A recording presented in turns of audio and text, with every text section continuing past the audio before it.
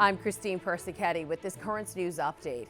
Governor Kathy Hochul declaring a state disaster emergency as downpours and flash floods sweep across the region. And Mayor Bill de Blasio's office is warning New Yorkers living in basement apartments to move to higher levels. Currents News' Jessica Easthope takes a look at the situation less than 2 months after Tropical Storm Ida. It's a scene fresh in the minds of New Yorkers. Streets flooded, apartments destroyed, and people left with nothing. And now fears are repeating. Last month, Tropical Storm Ida swept through the area, leaving behind a trail of damage. 13 people across the city died. 11 were Queens residents who drowned at home in illegally converted basement apartments. People are very afraid, especially immigrants, and many of them lost their belongings. They don't have documentation. They need housing, and many times are large families. It's estimated there are about 200,000 illegal basement apartments in New York City. Residents, often undocumented immigrants, struggling to overcome skyrocketing rent, and the city's housing crisis are being driven below ground. But as weather events become increasingly dangerous due to climate change, they're trapped. They have no choice. Many times paying exorbitant rents, and also, help the landlords legalize those apartments.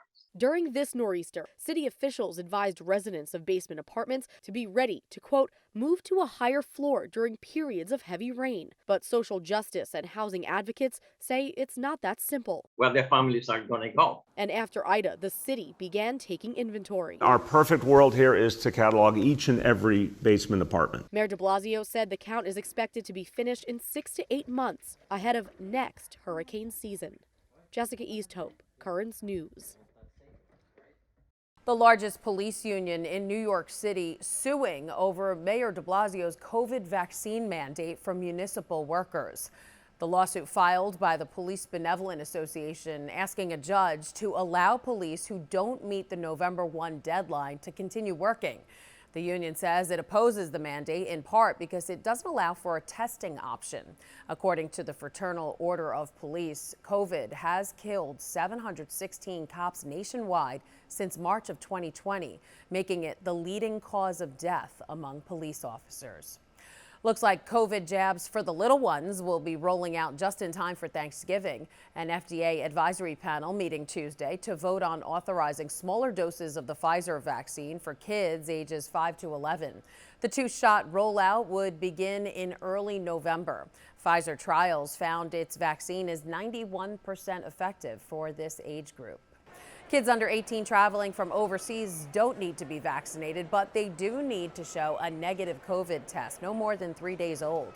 That's according to the Biden administration's new rules for foreigners entering the U.S. Foreign adult visitors need both proof of vaccination and proof of a negative COVID test taken no more than 3 days earlier.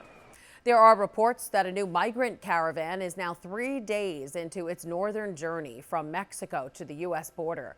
It's said to be made up mostly of Central Americans and Haitians, and many in the group tell reporters they've been waiting more than a year for asylum applications to be processed. The caravan is expected to reach the U.S. sometime in November. Meanwhile, Haiti is facing a fuel crisis. UNICEF says hospitals there are begging for help, predicting hundreds of women and children could die if facilities can't get gasoline to run generators. The doctors are trying, she says, but they cannot do anything. They have no help.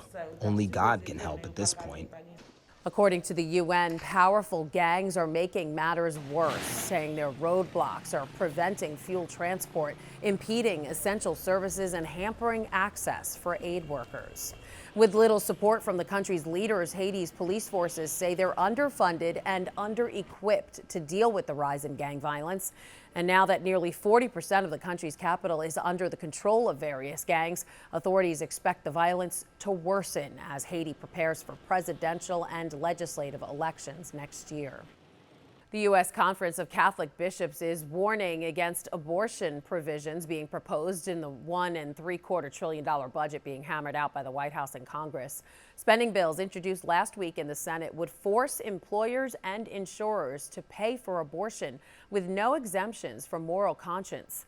The provisions would be a radical departure from past legislation in that it would ignore the Hyde and Weldon amendments, which ban government funding for abortions. New York Cardinal Timothy Dolan co-authored the warning, saying in part, among other long-standing bipartisan pro-life provisions, the Senate is staking out an extreme position of forcing taxpayers to pay for the taking of innocent unborn human life and forcing healthcare providers to participate in this injustice.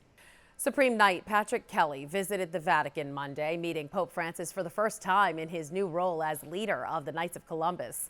Along with his predecessor, past Supreme Knight Carl Anderson and Supreme Chaplain Archbishop William E. Laurie, Kelly expressed his gratitude to the Holy Father and pledged continued prayers and support for him on behalf of the Order's 2 million members around the world. That is this Currents News Update. I'm Christine Persichetti. Thank you for joining us because we are putting your faith in the news.